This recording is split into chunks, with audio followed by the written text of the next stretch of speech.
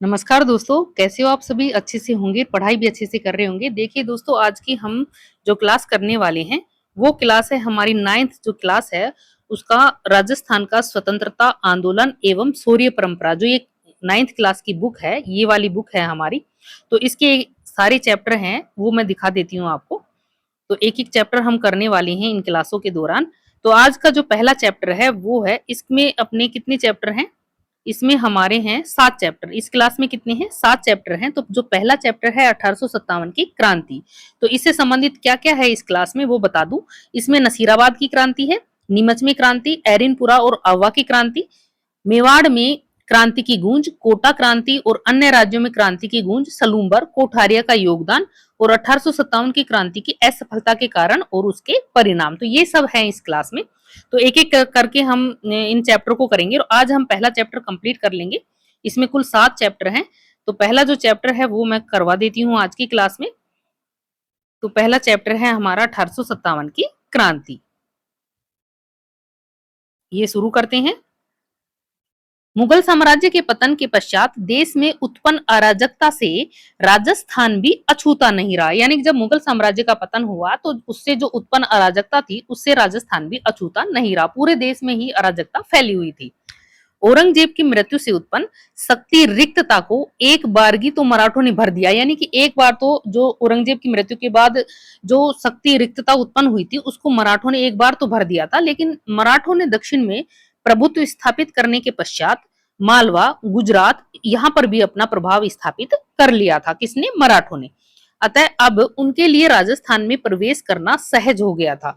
मई 1711 में प्रथम बार मराठों ने मंदसौर के निकट मेवाड़ी क्षेत्र से धन एकत्रित किया और इस घटना से चिंतित उदयपुर के महाराणा संग्राम सिंह ने पहले जयपुर के शासक जयसिंह और बाद में मुगल बादशाह मोहम्मद शाह से मराठा समस्या के बारे में विचार विमर्श करा। किसने करा? इस घटना से चिंतित उदयपुर के महाराणा कौन थे? संग्राम सिंह। और इन्होंने किस किस से विचार विमर्श करा था?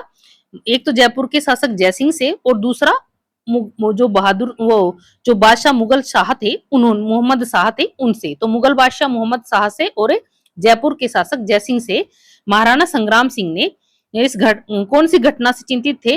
वो मराठों से चिंतित थे। तो ये ध्यान रखना, मई 1711 में प्रथम बार मराठों ने मंदसौर के निकट मेवाड़ी क्षेत्र में धन एकत्रित किया था। तो इस घटना से चिंतित हो गए थे कौन? उदयपुर के महाराणा संग्राम सिंह। और किस किस से विचार विमर्श करा? जयसिंह से और मोहम्मद शाह से। बहुत इंपॉर्टेंट ये क्वेश्चन है दोस्तों, क्योंकि जो ये 9th-10th की ये बुक है आरबीएससी की, तो बेहद इंपॉर्टेंट बुक है ये। आपको इनको बहुत ज्यादा अच्छे से देखना चाहिए, क्योंकि इसमें सीधे के सीधे क्वेश्चन बनते हैं। चाहे वो फर्स्ट ग्रेड का एग्जाम हो, सेकंड ग्रेड का, थर्ड ग्रेड का, किसी का भी एग्जाम हो, तो आप इन बुक को स्किप मत करना, एक बार जरूर पढ़ना इनको। तो आगे देखते हैं। 1724 ईस्वी के बाद राजस्थान में मराठा आक्रमणों में तेजी आई। यानी कि जैसे जैसे टाइम ज्यादा होता गया उस हिसाब से मराठों ने क्या करा? राजस्थान में आक्रमण तेज कर दिया। यानी कि बार बार वो अटैक करने लगे राजस्थान में। इस बीच अप्रैल 1734 ईस्वी में बूंदी के पदच्युत शासक कौन थे? बुद्ध सिंह। तो ये ध्यान रखना, बूंदी के शासक कौन थे उस टाइम? बुद्ध सिंह थे। इन्होंने मराठा सहायता प्राप्त कर दलेल सिंह को गद्दी से हटा दिया। ये इंपॉर्टेंट है, किसको हटा दिया था? आप ध्यान रखना, आपको पूरी बातें समझ में आएंगी कि बूंदी के शासक कौन थे? बुद्ध सिंह। इन्होंने क्या करा? मराठों से सहायता ले ली और दलेल सिंह को गद्दी से हटा दिया। राजस्थान के किसी शासक द्वारा आंतरिक संघर्ष में मराठों को आमंत्रित करने का यह प्रथम अवसर था। यानी कि पहली बार किसने मराठों को आमंत्रित किया? तो वो थे बूंदी के शासक, जो पदच्युत शासक थे, यानी कि हटे हुए शासक थे, वो थे बुद्ध सिंह। इन्होंने मराठा सहायता प्राप्त कर दलेल सिंह को गद्दी से हटा दिया। तो पहली बार निमंत्रण किसने दिया था? बुद्ध सिंह ने।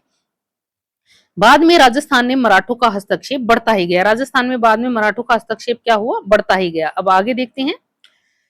1735 ईस्वी में मालवा पर अधिकार करने के बाद मराठों को राजस्थान पर आक्रमण करने के लिए एक आसान मार्ग मिल गया। राजस्थान में मराठे कोटा, मेवाड़, डूंगरपुर, बांसवाड़ा में घुसपैठ कर वहां से धन पाने के बाद कुछ समय तक संतुष्ट रहे, लेकिन शीघ्र ही वे राजाओं को ही नहीं वरन सेठ साहूकारों को भी लूटने लगे। यानी कि हर किसी को लूटने लग गए। वो राजाओं के साथ साथ सेठ साहूकारों को भी मराठे क्या करने लगे? लूटने लग गए। उन्होंने राजस्थान के नरेशों को के आंतरिक मामलों में हस्तक्षेप करना भी प्रारंभ कर दिया, जिसमें बूंदी, जोधपुर, जयपुर रियासतों में उनका प्रवेश इसी बहाने हुआ था। यानी कि जो नरेश थे, राजस्थान के जो राजा थे, उनके आंतरिक मामले जो थे उनमें भी मराठों ने क्या कर दिया, हस्तक्षेप करना शुरू कर दिया। आगे देखते हैं। नादिर शाह के आक्रमण के समय भी मराठों ने हिंदू धर्म के नाम पर राजस्थान के राजाओं को संगठित करने का प्रयास करा, लेकिन मुगल दरबार में दलबंदी के कारण राजपूत शासक भी परस्पर लड़ने लगे, नहीं आपस में ही वो लड़ने लग गए थे। इस प्रकार केंद्र में उत्पन्न शून्यता के पूर्ति के लिए मराठा राजस्थान में आने लगे। साहू ने पेशवा बाजीराव को राजस्थान से चौथ और सरदेश मुखी प्राप्त करने का आदेश दिया। किसने दिया था? साहू ने। किसको? पेशवा बाजीराव को। क्या? चौथ और सरदेश मुखी प्राप्त करने का आदेश दिया। 1732 ईस्वी में सवाई जयसिंह जो मालवा का सूबेदार बना, उसे मराठों ने घेर लिया। जयसिंह ने पराजय स्वीकार कर ली और 28 परगने मराठों को देने पड़े। 1761 से 1791 के मध्य राजस्थान में राजपूत शासकों की कमजोर स्थिति के कारण विभिन्न राज्यों पर मराठों का प्रभुत्व हो गया। आगे देखते हैं। राजस्थान में बढ़ते मराठा हस्तक्षेप ने जयसिंह तथा अन्य राजपूत राजाओं की आंखें खोल दी और मराठों से मुक्ति पाने के लिए धन का सहारा लिया। पर जब धन देने के बाद भी मराठों ने मालवा खाली नहीं किया, तो पुनः संगठित करने का प्रयास किया जाने लगा। अब धन के बजाय शक्ति के प्रयोग से मराठों को राजस्थान से निकालने का निश्चय किया गया। यानी कि पहले तो धन दे के मराठों को बाहर निकाला जाता था, और अब क्या करा था, सभी ने मिलकर क्या सोचा कि राजस्थान से निकालने के एक उपाय क्या है कि शक्ति, यानी कि सभी एक जगह मिल जाएं तो इन मराठों को हम बाहर निकाल सकते हैं राजस्थान से, ऐसा राजाओं ने सोचा। अतः जुलाई 1734 में जयपुर, जोधपुर, उदयपुर, कोटा, किशनगढ़, नागौर और बीकानेर के शासक मेवाड़ में हुडा नामक स्थान पर एकत्र हुए। कहाँ पे एकत्र हुए थे? हुडा में। कब? 1734 में। ये क्वेश्चन बहुत बार बनता है। 17 जुलाई 1734 को एक संधि पत्र पर हस्ताक्षर हुए, जिसके अनुसार राजस्थान के सभी शासकों ने विपत्ति के समय सहयोग देने का वादा किया। वर्षा ऋतु के बाद मराठों के विरुद्ध कार्रवाई हेतु रामपुरा के में एकत्र होना तय किया गया। किसी राजा के शत्रु को अपने राज्य में आश्रय शरण न देने की शपथ ली गई, परंतु इस सम्मेलन के वांछित परिणाम नहीं निकले, क्योंकि जो रियासती शासक थे उनमें आपसी क्या था? द्वेष था। प्रतिभा संपन्न और क्रियाशील नेतृत्व का उनमें अभाव था। रियासतों की स्वार्थी नीतियों और कार्य संभवतः सम्मेलन की असफलता के लिए उत्तरदायी था। 1735 में मुगल सम्राट राजपूत शासकों की सेनाओं ने मराठों को खदेड़ने का पुनः असफल प्रयास किया। कब किया था? 1735 ईस्वी में मुगल सम्राट और राजपूत शासकों की सेनाओं ने क्या करा था? मराठों को खदेड़ने का बाद में भी असफल प्रयास किया था। पेशवा अक्टूबर 1735 ईस्वी में उत्तर भारत की यात्रा पर निकला। उसने महाराजा जगत सिंह का आतिथ्य स्वीकार करा और उपहार तथा चौथ का समझौता हुआ। फिर वह जयपुर आया और जयसिंह ने मराठों और मुगल सम्राटों में समझौता करवाना चाहा, पर वह क्या रहा? असफल रहा। पेशवा की राजस्थान यात्रा का परिणाम यह निकला कि मुगलों के साथ साथ राजपूत जो मराठे थे, राजपूत मराठों के भी करदाता बन गए। यानी कि उसका क्या परिणाम निकला कि मुगलों के साथ साथ राजपूत मराठों के भी करदाता बन गए। राजपूत क्या हो गए? मुगलों के साथ साथ जो मराठे थे उनके भी करदाता बन गए। 1738 ईस्वी में मुगल सम्राट की ओर से निजाम को बिना युद्ध किए ही दुराह सराय की अपमानजनक संधि थी वो करनी पड़ी। तो ये जो संधि है इसको याद रखना, जो ये दुराह सराय की संधि है ये बेहद इंपॉर्टेंट है। ये 1738 में मुगल सम्राट की ओर से निजाम को बिना युद्ध किए ही दुराह सराय की संधि, अपमानजनक संधि थी वो करनी पड़ी थी। किसको? मुगल सम्राट को। जिसके अनुसार मराठों को मालवा की सूबेदारी और 50 लाख रुपए प्राप्त हुए थे। इसमें मराठों को क्या प्राप्त हुआ था? एक तो मालवा की सूबेदारी प्राप्त हुई और इसमें 50 लाख रुपए भी मराठों को प्राप्त हुए। 1742 ईस्वी में मराठों ने मारवाड़ में प्रविष्ट होकर सोजत, रायपुरा और जैतारण जो परगना है उसमें चौथ वसूल करना आरंभ कर दिया। 1787 ईस्वी में राजपूतों ने संगठित होकर तुगा नामक स्थान पर मराठों को परास्त करा और 1791 के बाद मराठा शक्ति क्षीण होने लगी। इस समय दक्षिण भारत में अंग्रेजों ने अपने पैर जमा लिए और राजस्थान में घुसने का वो प्रयास कर रहे थे। अब राजस्थान में कौन घुस रहा है? अंग्रेज भी। आगे देखते हैं। राजस्थान के राज्यों में उत्तराधिकार के संघर्ष और सामंती स्पर्धा के कारण उनकी राजनीतिक स्थिति कमजोर हो गई। 1791 में अंबाजी जो इंगले इन्होंने मेवाड़ के महाराणा को सहयोग दिया। फलस्वरूप डूंगरपुर, बांसवाड़ा, प्रतापगढ़ आदि क्षेत्रों पर मेवाड़ के महाराणा का अधिकार हो गया, परंतु रियासती घरानों के आपसी वैमनस्य के कारण अंबाजी इंगले पूर्ण सफलता प्राप्त नहीं कर सके। तो ध्यान रखना, इन्होंने पूर्ण सफलता प्राप्त नहीं करी अंबाजी इंगले ने। 1795 ईस्वी में मेवाड़ में जो चुंडावत है उनका क्या हो गया, अधिकार हो गया। अतः अन्य जो शासकीय समूह थे उनके साथ भी संघर्ष शुरू हो गया और 1802 ईस्वी में अमीर खां पिंडारी ने नाथ द्वारा पर अधिकार कर लिया। भीम सिंह रियासती घरानों के आपसी वैमनस्य को नियंत्रित नहीं कर पाए और 1803 ईस्वी में मेवाड़ के शासक ने जयपुर नरेश के माध्यम से अंग्रेजों से संधि करने का प्रयास करा और वो क्या हुए, असफल हुए। तो ये ध्यान रखना, यहाँ पे भी ये असफल हुए। जयपुर नरेश के माध्यम से अंग्रेजों से संधि करने का क्या करा, मेवाड़ के शासक ने प्रयास करा था, लेकिन वो क्या हुए थे, असफल हुए। ये संधि कब करने का प्रयास करा, 1803 में। 1793 ईस्वी से 1813 ईस्वी के मध्य जोधपुर की अव्यवस्था का मुख्य कारण सामंती प्रतिस्पर्धा, संकीर्णता और उत्तराधिकार का संघर्ष था। दोनों ही पक्षों ने भाड़े सैनिकों को ऊंची धनराशि देकर अपनी ओर मिलाने का प्रयास करा। परिणामतः यह आर्थिक संकट में घिर गया। देखिए दोस्तों, ये थोड़ा ऐसे लगेगा आपको, लेकिन आपको बहुत अच्छे से पढ़नी है। ये किताबें बेहद इंपॉर्टेंट किताबें हैं। आप कोई भी कॉम्पिटिटिव एग्जाम की तैयारी कर रहे हो तो आपको ये किताबें पढ़नी ही पड़ेंगी, क्योंकि इसमें पूरा जो बेस है वो कंप्लीट है इसमें। तो आप इनको पढ़ना अच्छे से। राजस्थान के शासकों ने मराठों के बढ़ते आतंक से मुक्ति पाने के लिए मराठों के शत्रु जो अंग्रेज थे उनसे मित्रता करने का प्रयास शुरू कर दिया था। सर्वप्रथम जयपुर के महाराजा पृथ्वी सिंह ने 1776 ईस्वी में अपने एक प्रतिनिधि को गवर्नर जनरल के पास भेजा और अंग्रेजों से मैत्री की इच्छा प्रकट करी। जोधपुर राज्य ने भी ऐसा ही प्रयास करा और सफल नहीं हुए। वो 1803 ईस्वी में अपनी नीति में परिवर्तन कर अंग्रेज भी राजपूत राज्यों से संधि करने के क्या हो गए थे, इच्छुक हो गए। और नवंबर 1803 में जो अंग्रेज सेनापति था लॉर्ड लेक, ध्यान रखना अंग्रेज सेनापति कौन था, लॉर्ड लेक, राजस्थान की उत्तरी पूर्वी सीमा पर स्थित लासवाड़ी के रण क्षेत्र में सिंधिया को निर्णायक रूप से परास्त कर दिया। किसने, लॉर्ड लेक ने। ध्यान रखना, मराठों की इस पराजय ने राजपूत शासकों के लिए मराठों की अधीनता से मुक्ति का जो अवसर होता है, स्वर्णावसर, वो प्रदान कर दिया था। किसने, मराठों की इस पराजय ने। यानी कि जब मराठे पराजित हो गए तो राजपूत शासकों के लिए मराठों की जो अधीनता थी उससे राजपूतों को क्या मिल गई, मराठों की अधीनता से मुक्ति मिल गई। तो ये स्वर्ण अवसर था उनके लिए, ध्यान रखना। 1803 ईस्वी की संधि की शर्तों में तय किया गया कि दोनों एक दूसरे के प्रति मैत्रीपूर्ण व्यवहार रखेंगे और कंपनी इन राज्यों से खिराज नहीं लेगी, आंतरिक मामलों में भी हस्तक्षेप नहीं करेगी। ये कंपनी ने कहा था, अंग्रेजों ने मतलब। इन राज्यों की सुरक्षा का दायित्व कंपनी पर होगा और अन्य राज्यों से जो विवाद था वो कंपनी की सहायता से सुलझाए जाएंगे। भरतपुर, अलवर, जयपुर, जोधपुर आदि ने भी संधि पर हस्ताक्षर कर दिया। 1811 में सेटन के स्थान पर चार्ल्स जो मेटकाफ हैं वो दिल्ली के रेजिडेंट थे। उन्होंने क्या करा, उन्होंने गवर्नर जनरल लॉर्ड मिंटो के सुझाव दिया कि मराठों, अमीर खां और जो पिंडारी हैं उनकी विध्वंसकारी जो कार्रवाइयां हैं उनको समाप्त करने के लिए ब्रिटिश संरक्षण में राजपूत राज्यों का एक संघ बना दिया जाए। तो ये सुझाव किसने दिया था, गवर्नर जनरल थे लॉर्ड मिंटो ने। आगे देखते हैं, तत्कालिक जो गवर्नर जनरल लॉर्ड हेस्टिंग है सभी विरोधियों का दमन करके भारत में कंपनी की सर्वोच्च सत्ता स्थापित करना चाहता था, किंतु यह तभी संभव था जब होलकर और सिंधिया को उनके राज्यों में सीमित कर दिया जाए।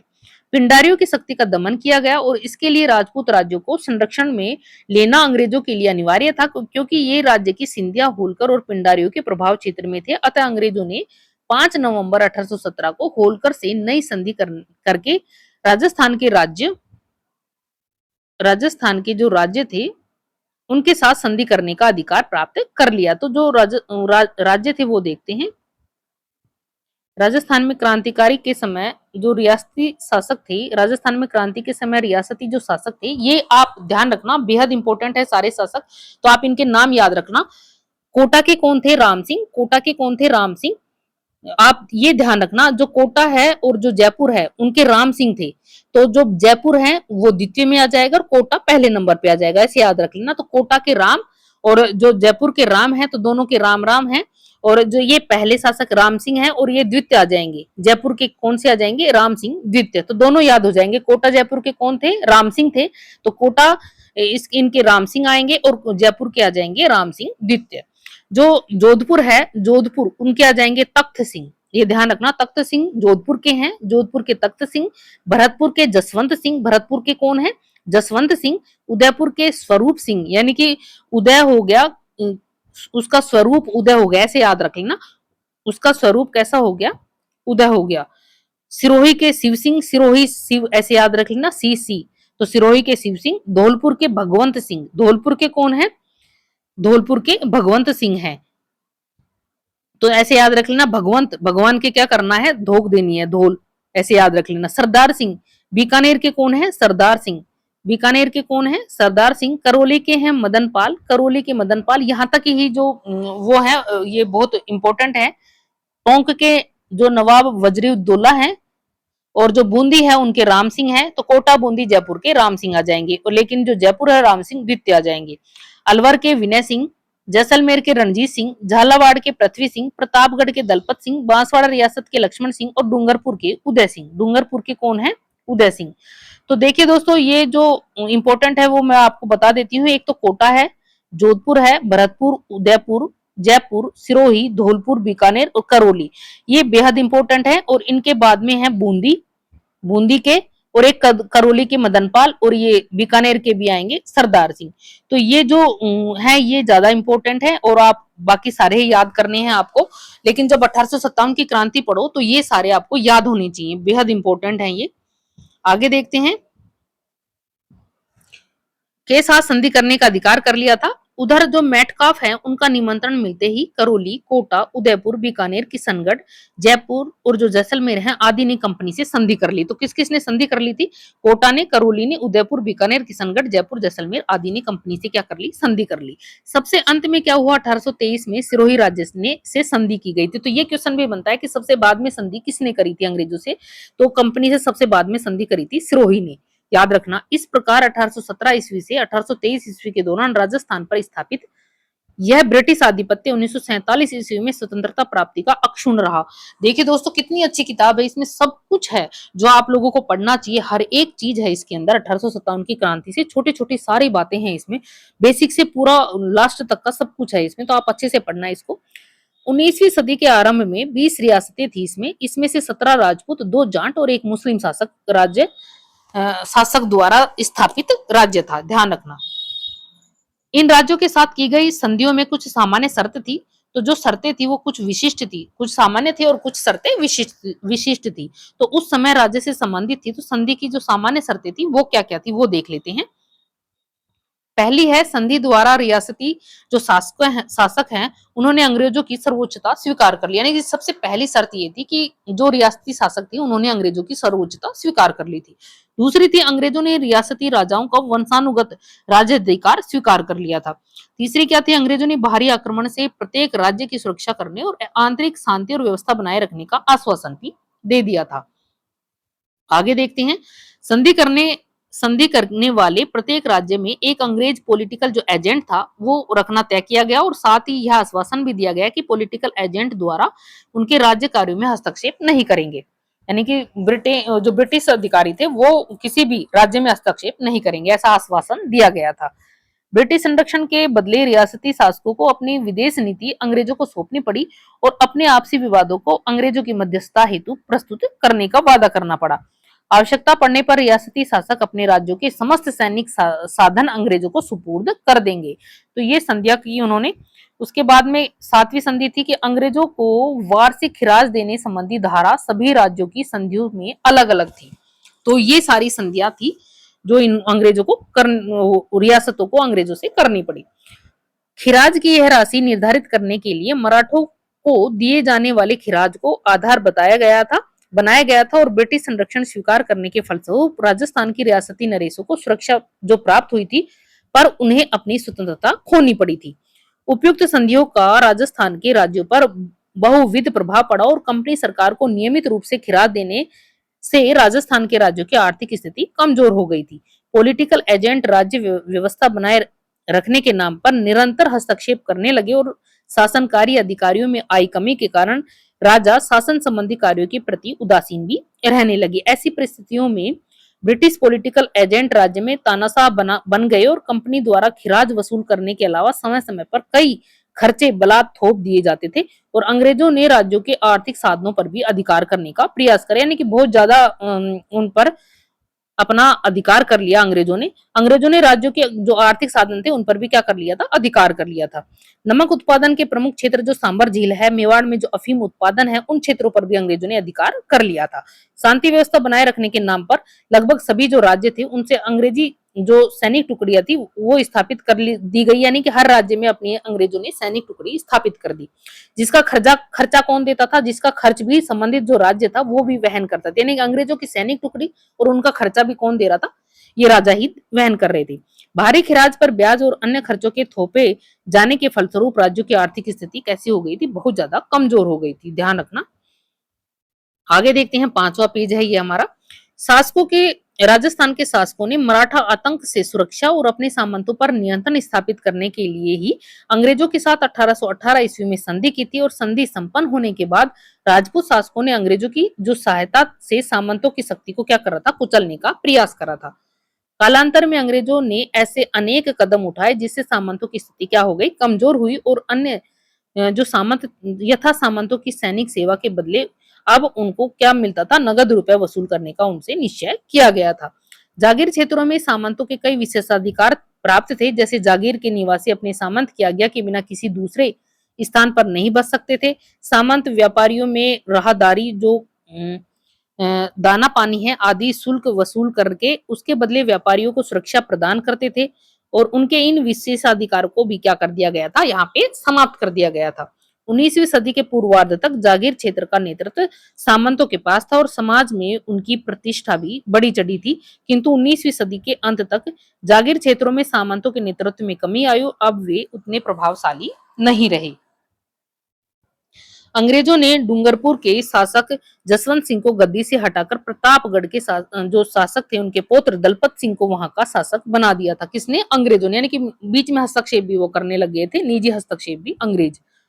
तो जो डूंगरपुर के शासक जसवंत सिंह थे उनको गद्दी से हटा दिया और वहां पर प्रतापगढ़ के जो शासक के पुत्र थे दलपत सिंह उनको वहां बिठा दिया।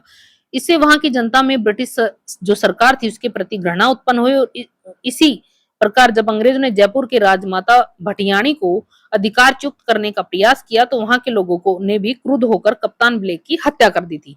कोटा में अंग्रेजों के ने तत्कालिक महाराव किशोर सिंह के विरुद्ध रियासत के फौजदार जालिम सिंह के दावों का समर्थन किया, जिससे कोटा में हाड़ा राजपूत अंग्रेजों के विरुद्ध हथियार लेकर उठ खड़े हो गए थे।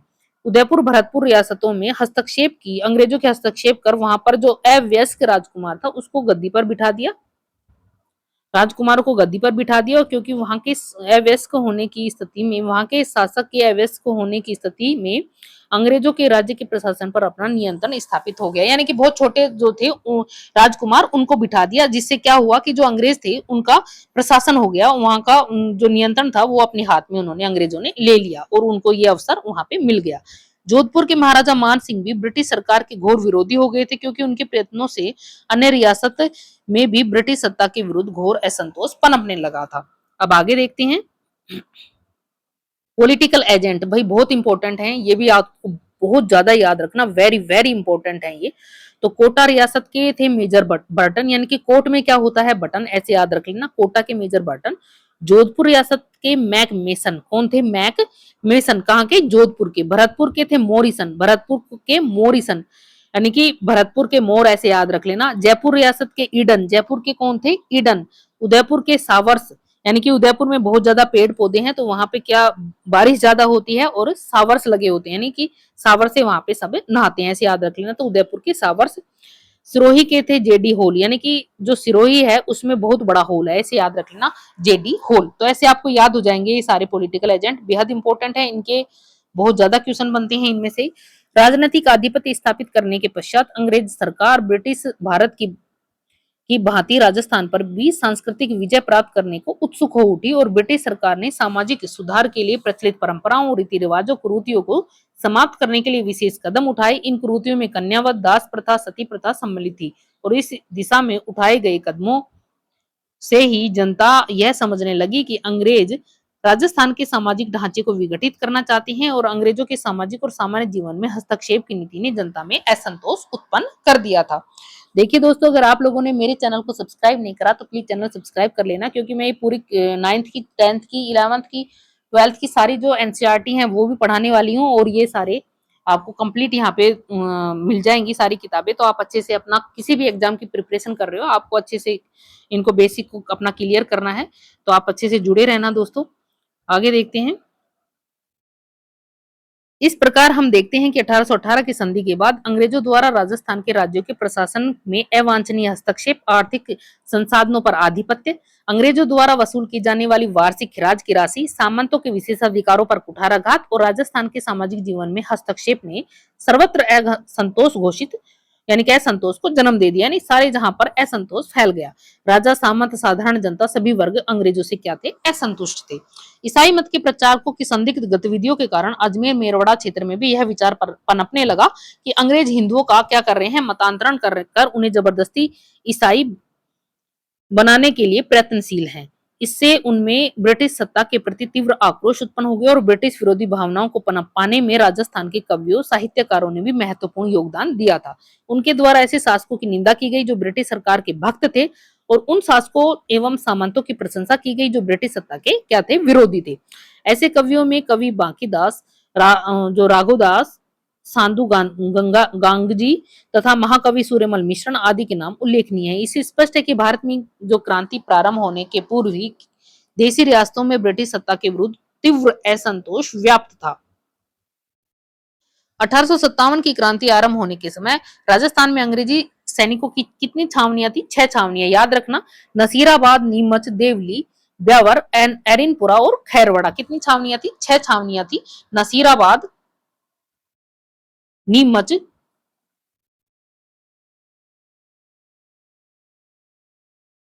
एरिनपुरा और खैरवाड़ा। तो इसकी एक ट्रिक भी है, नानी देखा ब्याव ऐसे कुछ है। तो नसीराबाद, नीमच, देख से देवली और खैरवाड़ा, और ब्याव से हो जाएगा ब्यावर और एरिनपुरा। तो याद रख लेना, ये ट्रिक है, नानी देखे एक ब्याव, तो ऐसे याद रख लेना। नसीराबाद और नीमच नानी, और देवली देखे तो देवली और खैरवाड़ा, देखे में देवली और खैरवाड़ा आ जाएगा, और एक ब्याव तो एक से एरिनपुरा और ब्याव। इन सभी छावनियों में लगभग 5000 सैनिक थे, किंतु किसी भी छावनी में कोई अंग्रेज सैनिक नहीं था, केवल 30 अंग्रेज अधिकारी थे। मेरठ में जो क्रांति हुई उसकी सूचना जैसे ही राजस्थान के एजीजी को प्राप्त हुई, उसने देशी रियासतों के शासकों को यह आवश्यक संदेश दिया या निर्देश भेजे कि वे क्रांतिकारियों को अपने राज्य में न घुसने दे, और जो भी ब्रिटिश सत्ता का विरोध करे उनका कठोरता पूर्वक दमन करे, ऐसा आदेश दे दिया गया। सबसे पहले क्रांति हुई नसीराबाद में, तो नसीराबाद की क्रांति देखते हैं। राजस्थान में क्रांति का सूत्रपात कहां से हुआ था? नसीराबाद से। और इसके क्या परिणाम, इसके कारण क्या थे, तो वो देखते हैं। उस समय नसीराबाद में 15वीं और 30वीं नेटिव बंगाल इन्फेंट्री थी। कौन सी थी? 15वीं और 30वीं नेटिव जो बंगाल इन्फेंट्री थी वो थी। तो ये याद रखना कौन सी ये थी। भारतीय तोपखानों की सैनिक टुकड़ी तथा बंबई, पहली बंबई लार्सन्स के सैनिक इसमें विद्यमान थे। तो जो पहली बंबई लार्सन्स हैं उसके सैनिक इसमें विद्यमान थे। मेरठ विद्रोह की सूचना से 15वीं नेटिव इन्फेंट्री के सैनिकों ने सोचा कि यह सारी कार्रवाई भारतीय सैनिकों को कुचलने के लिए की गई है तथा तोपें भी उनके विरुद्ध प्रयोग करने के लिए तैयार की गई हैं, अतः उसमें विद्रोह की भावना जागृत हो गई। किसमें? 15वीं नेटिव इन्फेंट्री में। 15वीं बंगाल नेटिव इन्फेंट्री की एक टुकड़ी काफी समय से अजमेर शस्त्रागार की रक्षा कर रही थी और संदेह के कारण उसे वहां से नसीराबाद भेज दिया गया। इससे सैनिकों में के मन में यह धारणा बन गई थी कि उन पर अविश्वास किया जा रहा है, अतः वे ब्रिटिश अधिकारियों से क्या हो गए थे? नाराज हो गए थे। इन दिनों बाजारों, छावनियों में बंगाल और दिल्ली के जो संदेश वाहक साधु और फकीर थे उनके वेश में राजस्थान आए। कौन? संदेशवाहक। उन्होंने चर्बी वाले कारतूसों के विरुद्ध प्रचार कर विद्रोह का संदेश प्रसारित करा। तो ये 3 इंपॉर्टेंट कारण थे। आगे देखते हैं। और भारतीय सैनिकों ने सोचा कि अंग्रेज उन्हें धोखे से ईसाई बनाना चाहते हैं। किसने सोचा? भारतीय सैनिकों ने। यह धार्मिक भावना के कारण भी उत्तेजना जल्दी से फैल गई थी। चौथा कारण था कि भारतीय सैनिकों पर नियंत्रण रखने के लिए बाहर से जो यूरोपियन सैनिक थे वो आ गए और कुछ तोपें भी मंगवाई गई, और इस तथ्य को गुप्त रखा गया था। बाद में यह बात प्रकट हो गई तो सेना में क्या हो गई? उत्तेजना फैल गई। यही कारण थे सारे। इन्हीं कारणों से 28 मई 1857 को 15वीं बटालियन नेटिव इन्फेंट्री के सैनिकों ने तोप खाने पर अधिकार कर लिया और सारी छावनी में भगदड़ मच गई। कहां पे? नसीराबाद में। सैनिकों ने शस्त्रागार लूट लिया और अंग्रेज सैनिक अधिकारी मेजर जो स्पॉटिस वुड थे और कर्नल न्यू बॉरी थी, उनकी हत्या कर दी गई। तो यहाँ पे किस किस की हत्या हुई थी या नाम आप ध्यान रखना। पहले थे मेजर स्पॉटिसवुड और कर्नल न्यूबरी, इनकी क्या हो गई थी? हत्या हो गई थी। लेफ्टिनेंट जो लॉक थे और कप्तान हार्डी थे वो घायल हो गए और अंग्रेज अधिकारियों ने नसीराबाद से भागकर ब्यावर में शरण ली। जो अंग्रेज अधिकारी थे उन्होंने कहां से भागकर कहां शरण ली? तो वो भागे थे नसीराबाद से और ब्यावर में उन्होंने शरण ली। चर्च और अधिकारियों के बदले में बंगले में आग लगा दी गई। कहां पे? चर्च और अधिकारियों के बंगले में आग लगा दी। खजाने की जो तिजोरियां थी उन्हें तोड़कर इन पर विद्रोही सैनिकों ने 4 ब्रिटिश अधिकारियों के अलावा रक्त की एक बूंद भी नहीं बहाई। यानी कि इनके अलावा विद्रोही जो सैनिक थे इन्होंने कुछ भी, यानी कि और कुछ भी नहीं करा। इन 4 जो ब्रिटिश अधिकारी थे इनके अलावा कहीं पे भी एक बूंद भी नहीं बहाई खून की। छावनी को तहस नहस करने के बाद विप्लवी सैनिकों ने अविलंब करके दिल्ली की ओर, यानी कि बिना विलंब करे वो दिल्ली की ओर प्रस्थान कर जाते हैं। 18 जून 1857 को विप्लवी कहां पहुंचे? दिल्ली पहुंच गए और दिल्ली में डेरा डाले और अंग्रेजी पलटन पर भी पीछे से आक्रमण किया, जिसमें अंग्रेज क्या हो गए थे? परास्त हुए। अब हमारी पहली हो गई है नसीराबाद की, दूसरी आएगी नीमच में क्रांति। नसीराबाद की क्रांति की सूचना अब नीमच पहुंची और ये 3 जून 1857 को नीमच के सैनिकों ने विद्रोह कर दिया। तो आप ये याद रखना डेट, क्योंकि इनकी डेट पूछी जाती है कि कौन सी डेट किस क्रांति की है, वो किस राज्य किस कहां पे क्रांति हुई थी उसकी है। तो आप याद रखना। क्रांतिकारियों ने छावनी को लूट लिया और उसमें आग लगा दी। नीमच छावनी को लूटने के बाद क्रांतिकारी नीमच से रवाना होकर सरकारी बंगलों को लूटते हुए उसमें आग लगाते हुए शाहपुरा पहुंचे। शाहपुरा के शासकों ने क्रांतिकारियों को भोजन व ठहरने की सुविधा प्रदान की। इसके पश्चात क्रांतिकारी निम्बाहेड़ा पहुंचे, जहां की जनता ने उनका बड़ा स्वागत करा और तत्पश्चात क्रांतिकारी यहां से देवली, टोंक, आगरा होते हुए कहां पहुंच गए? दिल्ली पहुंच गए। मार्ग में उनके स्थान पर जनता ने क्रांतिकारियों का स्वागत करा और क्रांतिकारियों की संख्या में काफी वृद्धि कर दी। नीमच से क्रांतिकारियों के चले जाने के पश्चात एजीजी लॉरेंस के निर्देश पर कप्तान सावर्स ने कोटा बूंदी मेवाड़ की जो राजकीय फौजों थी उनकी सहायता से 8 जून 1857 को नीमच पर पुनः अधिकार कर लिया। तो नीमच में क्रांति हो गई। इसके बाद में एरिनपुरा और आवा की क्रांति देखते हैं। अंग्रेजों के विरुद्ध विद्रोह का झंडा उठाने और उनकी सत्ता को चुनौती देने का काम मारवाड़ के जागीरदारों ने करा और एरिनपुरा में स्थित जोधपुर की सैनिक टुकड़ी को नसीराबाद में हुई क्रांति की सूचना मिली, जिसमें उन्होंने 21 अगस्त 1857 को क्रांति का बिगुल बजा दिया। क्रांतिकारियों ने एरिनपुरा स्टेशन को लूटा और मारवाड़ के जो रास्ते थे वो दिल्ली की ओर रवाना हुए। जब क्रांतिकारी पाली पहुंचे तो अव्वा के ठाकुर कुशाल सिंह ने उन्हें अपनी सेवा में ले लिया। अव्वा का ठाकुर जो मारवाड़ का शक्तिशाली सामंत था, वह अंग्रेजों व जोधपुर के महाराजा दोनों का क्या था? विरोधी था। कौन? ठाकुर कुशाल सिंह। ऐसा कहा जाता है कि मेवाड़ और मारवाड़ के अनेक सामंत अपनी सेनाएं लेकर कुशाल सिंह की सहायता के लिए आवा आ पहुंचे थे। अब ये बेहद इंपॉर्टेंट है आवा के ठाकुर। आगे देखते हैं। जोधपुर के महाराजा सिंघवी कुशल राज के नेतृत्व में एक फौज अंग्रेजों का दमन करने के लिए आवा भेजी गई और 8 सितंबर 1857 को आवा के जो ठाकुर व क्रांतिकारियों की संयुक्त सेना ने जोधपुर की राजकीय फौजों को पराजित कर दिया। ये डेट याद रखना 8 सितंबर। इस संघर्ष में किलेदार अनार सिंह भी मारे गए और सिंघवी जो कुशल राज हैं जान बचाकर वहां से भाग खड़े हुए और जोधपुर फौज की तोपें बहुत सारी युद्ध सामग्री क्रांतिकारियों के हाथ लग गई। इस घटना के कुछ समय पश्चात ही एजीजी लॉरेंस एक सेना लेकर स्वयं आया और 18 सितंबर को लॉरेंस की सेना व क्रांतिकारियों के बीच भीषण संघर्ष हुआ, जिसमें लॉरेंस को पराजय का सामना करना पड़ा। ब्रिटिश फौज को परास्त करने के बाद क्रांतिकारी दिल्ली की ओर कूच कर गए। कहां चले जाते हैं? दिल्ली की ओर कूच कर जाते हैं। देखो ये 1857 का आवा किले के किसी दरवाजे पर लटकाया गया अंग्रेजों का सिर था। ये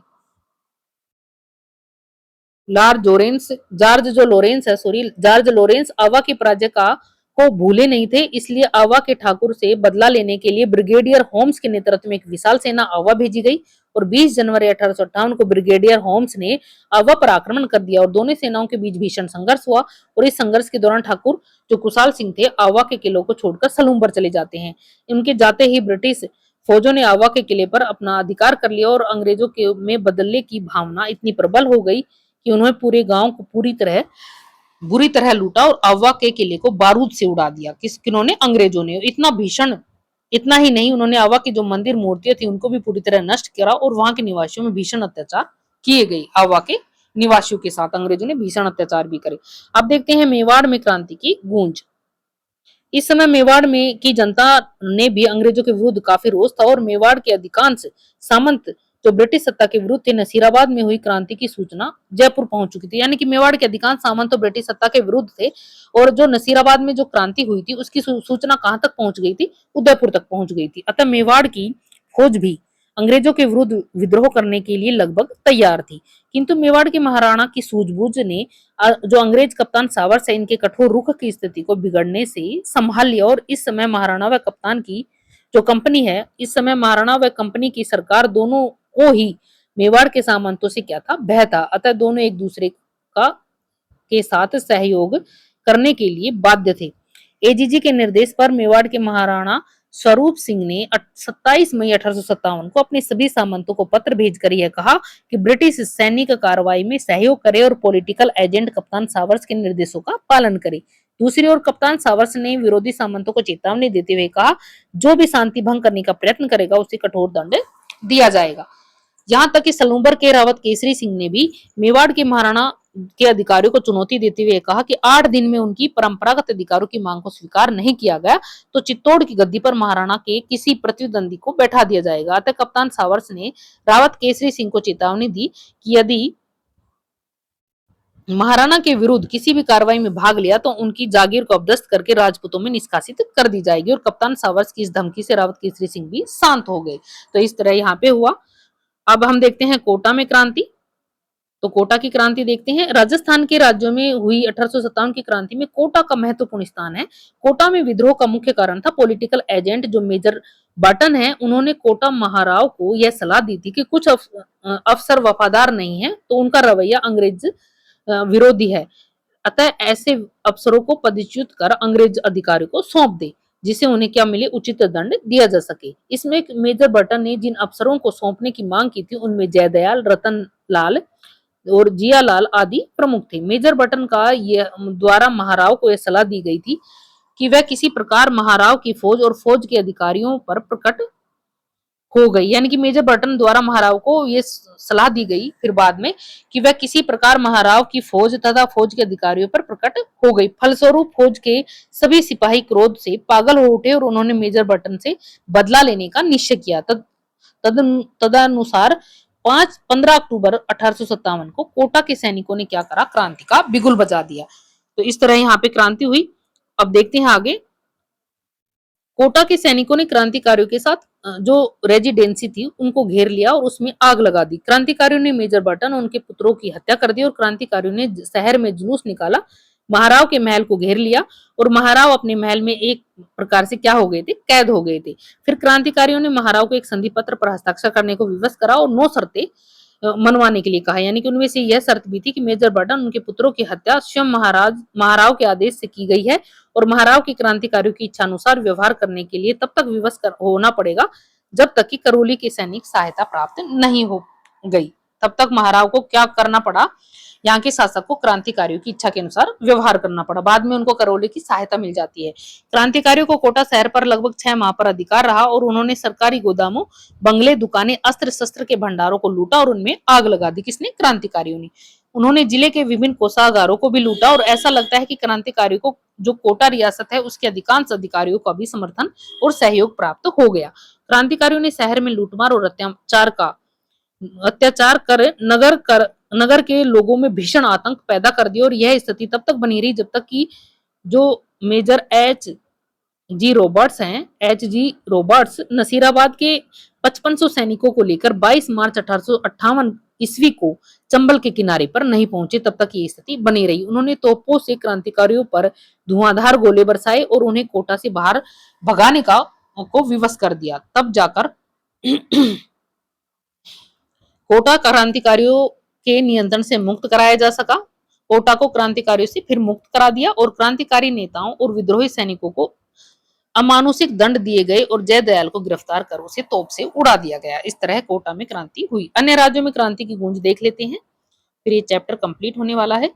तो राजस्थान में 1857 की क्रांति की केवल मारवाड़, मेवाड़ और कोटा तक ही सीमित नहीं रही, अपितु इसकी गूंज राजस्थान के अन्य राज्यों में भी सुनाई दी। भरतपुर जो आगरा और मथुरा के काफी निकट है, क्रांति में भी वहां पे भी क्या हुआ, क्रांति हुई, क्योंकि क्रांति के समय वो भी अशांत रहा। मथुरा में विद्रोह के हो जाने के बाद भरतपुर भरतपुर जो आगरा और मथुरा के काफी निकट था, ये जो भरतपुर है, यहाँ पे क्रांति के समय अशांत रहा। क्रांति के समय भरतपुर क्या रहा, अशांत रहा, क्योंकि मथुरा में विद्रोह हो जाने के बाद भरतपुर शहर में उत्तेजना फैल गई और भरतपुर की सेना ने भी क्रांति का बिगुल बजा दिया। भरतपुर के महाराजा ने वहां के पॉलिटिकल एजेंट मेजर मॉरिसन को भरतपुर छोड़कर जाने की सलाह दे दी थी, क्योंकि महाराजा को यह आशंका थी कि उनकी उपस्थिति में नीमच के क्रांतिकारी भरतपुर पर आक्रमण कर सकते हैं। महाराजा की सलाह पर मेजर मॉरिसन भरतपुर छोड़कर चले गए और क्रांति की अवधि में ब्रिटिश जो रियासत है उनकी स्थिति बड़ी विषम थी उस टाइम, और क्रांतिकारी सैनिकों ने की अन्य टुकड़ियां भरतपुर की सीमा से होकर गुजरी। भरतपुर की गुर्जर व मेवाती जनता क्रांति में पीछे नहीं रही, यानी कि भरतपुर की जो गुर्जर और मेवाती जनता थी वो भी क्रांति में पीछे नहीं रही थी।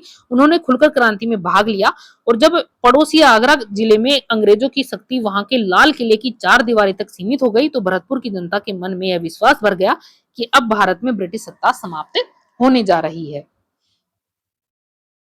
आगे देखते हैं, अलवर में भी दिल्ली के कुछ क्रांतिकारियों के आ जाने के कारण क्रांतिकारी गतिविधियां पनपने लगी, और अलवर रियासत के गांवों की जो गुर्जर थे उन्होंने अपने पड़ोसी राज्य भरतपुर की भांति ब्रिटिश विरोधी भावना का खुलकर प्रदर्शन करा।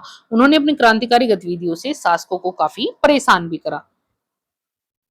आगे देखते हैं, धौलपुर रियासत में भी गंभीर उपद्रव हुए, और अक्टूबर 1857 के प्रारंभ में ग्वालियर और इंदौर के क्रांतिकारियों की जो संयुक्त सेना थी उन्होंने धौलपुर में प्रविष्ट करा, और क्रांतिकारियों के प्रति सहानुभूति के कारण धौलपुर रियासत की सेना उनके जो अनेक अधिकारी थे, राजा थे, उनका साथ छोड़कर क्रांतिकारियों से मिल गए थे, जिससे जो धौलपुर है उसकी सत्ता भी खतरे में पड़ गई थी। क्रांतिकारियों ने धौलपुर में खूब लूटमार करी। उन्होंने वहां जो राजा थे उनको घेर कर जान से मारने की धमकी दी, और विवश होकर राजा को क्रांतिकारियों की मांगे स्वीकार करनी पड़ी। धौलपुर में इन क्रांतिकारियों ने रामचंद्र और हीरालाल के नेतृत्व में राजा के अधिकांश तोपों पर क्या कर लिया था, अधिकार कर लिया था। उनकी सहायता से आगरा पर आक्रमण करो, और यह स्थिति तब तक बनी रही जब तक कि दिसंबर में पटियाला शासक द्वारा भेजी गई सेना की सहायता से धौलपुर में व्यवस्था स्थापित नहीं की गई। तब तक ये व्यवस्था वहां पे बनी रही। जयपुर के महाराजा को उनके एक पदाधिकारी राव सिंह ने सलाह दी, शिव सिंह ने, कि वो अंग्रेजों तथा मुगल बादशाह बहादुर शाह दोनों से मित्रतापूर्ण संबंध बनाए रखे, क्योंकि उनके प्राइवेट सेक्रेटरी पंडित शिव दीन की ने महाराज पर अंग्रेजों का साथ देने के लिए जोर डाला गया था। तो जयपुर में नवाब विलायत खां, मियां उस्मान खां, सादुल्ला खां मुगल सम्राट से मिलकर ब्रिटिश सत्ता के विरुद्ध क्रांति का षड्यंत्र रच रहे थे।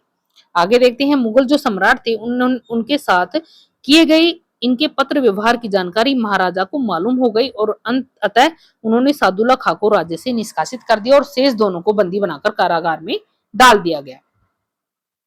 टोंक में देखते हैं, टोंक में भी नवाब की सेना ने मीर आलम खां के नेतृत्व में विद्रोह कर दिया, और टोंक का नेतृत्व अंग्रेजों के साथ था, मगर नवाब की सेना ने नीमच के क्रांतिकारियों को टोंक आने के लिए निमंत्रित कर दिया, और उनकी सहायता से नवाब को उनके किले को भी घेर लिया। नवाब ने सैनिकों को डराने धमकाने का भरसक प्रयत्न करा, और किंतु उन्हें सफलता नहीं मिली थी।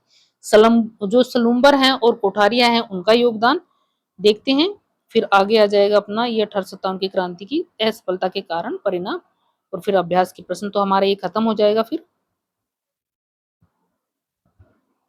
सलम्बर के कोठारिया का योगदान ये भी देख लेते हैं।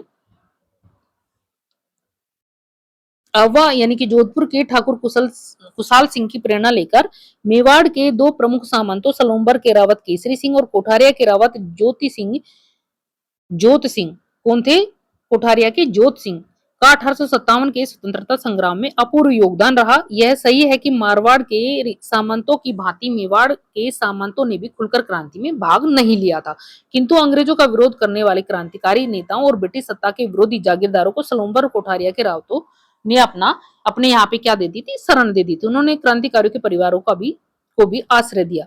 सलूम्बर के रावत केसरी सिंह ने आसपास के जागीरदारों के साथ लेकर अवा के ठाकुर के स्वतंत्रता यज्ञ से भरपूर सहायता करी, और उदयपुर के महाराणा ने कंपनी सरकार के साथ जो संधि की थी केसरी सिंह ने उनका खुलकर विरोध करा। A.G. लॉरेंस ने केसरी सिंह की ब्रिटिश विरोधी गतिविधियों को देखकर महाराणा उदय सिंह पर क्या डाला, दबाव डाला, और वे उनके विरुद्ध कार्रवाई करे, किंतु महाराणा उनके विरुद्ध कार्रवाई करने का साहस नहीं जुटा पाए। अंग्रेजों द्वारा अववा गांव को तहस नहस कर दिया गया। अववा के ठाकुर कुशाल सिंह निरीह अवस्था में इधर उधर भटक रहे थे। तब कोठारिया के रावत ज्योति सिंह ने उन्हें गले लगाया और उन्होंने कोठारिया में पेशवा नाना साहब और उनके परिवार को शरण दी थी। इस प्रकार सब प्रकार की सुख सुविधा वहां पे उपलब्ध की गई थी, उनको सब प्रकार की सुख सुविधा दी। इस प्रकार ब्रिटिश सत्ता का विरोध व भावी परिणामों की चिंता न कर सलूम्बर व कोठारिया के रावतों ने अपना अपूर्व त्याग और साहस का यहाँ पे परिचय दिया था। अगस्त 1858 ईस्वी में अगस्त 1858 ईस्वी तक समस्त जो भारत था उसमें विद्रोह कुचल दिया गया था और नवंबर 1858 ईस्वी में ईस्ट इंडिया कंपनी ने भारत का शासन ब्रिटिश ताज को सौंप दिया और ब्रिटेन की महारानी विक्टोरिया की ओर से भारत के सभी नरेशों के अधिकारियों विशेषाधिकार को सुरक्षित रखने का आश्वासन दिया गया और उदयपुर महाराणा ने इसका स्वागत किया और अंग्रेजों के मान सम्मान में भव्य दावत भी दी। यद्यपि राजस्थान में प्रथम स्वतंत्रता संग्राम असफल रहा, परंतु विप्लव के बाद राजस्थान के परंपरागत ढांचे का स्वरूप बदलने लगा और आधुनिक शिक्षा का प्रसार, नया मध्यम वर्ग था उसका जन्म, प्रशासनिक सेवाओं में जनसाधारण की नियुक्तियां, वैश्य समुदाय का सहयोग और इन्हें महत्वपूर्ण पद और विभिन्न प्रकार के संरक्षण देना आदि कुछ इस तरह कार्य होने लगे, जिससे राजपूतों का महत्व कम हो गया, कम होता गया और राजस्थान के नरेश और जागीरदार अब अंग्रेजों पर पूरी तरह से क्या हो गए, निर्भर हो गए। तो ये हमारी क्रांति थी। अब इसकी असफलता के कारण और परिणाम देख लेते हैं। 1857 की क्रांति की असफलता के कारण क्या थे? तो राजस्थान के जो राजा थे उन्होंने अंग्रेजों के प्रति अपनी झुकने की प्रवृत्ति का परिचय दिया, यानी कि जो जयपुर, अलवर, भरतपुर, धौलपुर, करौली, सिरोही, टोंक, बीकानेर, डूंगरपुर, बांसवाड़ा, प्रतापगढ़ के जो शासक थे उन्होंने क्या करा, विप्लव के आंधी को रोकने के लिए ब्रिटिश सत्ता का सहयोग करा। यानी कि जो अधिकांश राजा थे उन्होंने क्या करा था, क्रांति में जो कंपनी थे उसका साथ दिया था, यानी कि ब्रिटिश सत्ता का उन्होंने साथ दिया था। मुगल सम्राट बहादुर शाह और स्थानीय विद्रोहियों ने राजस्थानी राजाओं को स्वतंत्रता संग्राम का नेतृत्व प्रदान करते हुए आमंत्रित किया, पर इसके बाद भी उन्होंने अंग्रेजों का साथ दिया, यानी कि ब्रिटिश ये जो राजा थे इन्होंने क्या करा, अंग्रेजों का ही साथ दिया।